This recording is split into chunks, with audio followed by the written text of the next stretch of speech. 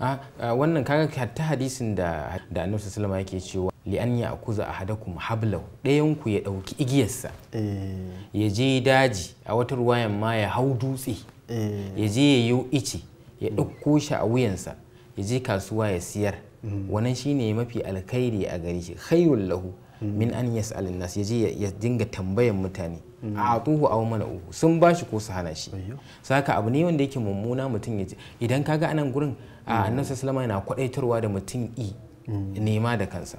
A wasu ruwayoyin masu nuna wani mutum ne ya nema, na'am, nema haka sai Annabi ya nuna cewa me yake da shi da za a iya siyarwa, sai aka nema aka karbi wani abu da ke tattare da shi kamar mayafinsa ne, aka siyar aka bashi ya tafi, ya je ya samu gatari ya tafi ya je iyo ya dinga siyarwa, kuma Allah ya sanya albarka a ciki.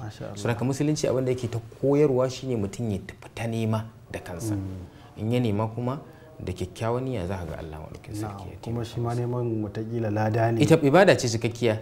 Ai fita nema, mutum da zai fita nema ya fita aiki ko ya fita wato sana'a, ibada yake yi kuma yana da lada a cikin wannan, domin yana nema ne don ya kare kansa daga abin da yake na haram.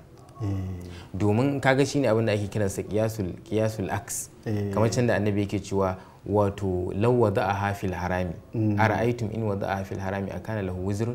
To shi ma nan ai zai nema ne dan ya kare kansa daga daukan na wani, zai nema ne dan ya kare kansa daga roƙo da duk wani abubuwan da aka hana. To kaga ashe kenan yayin da yake wannan ibada yake yi. Gaskiya ne. Saboda ka ibada ce. Gaskiya ne. Allah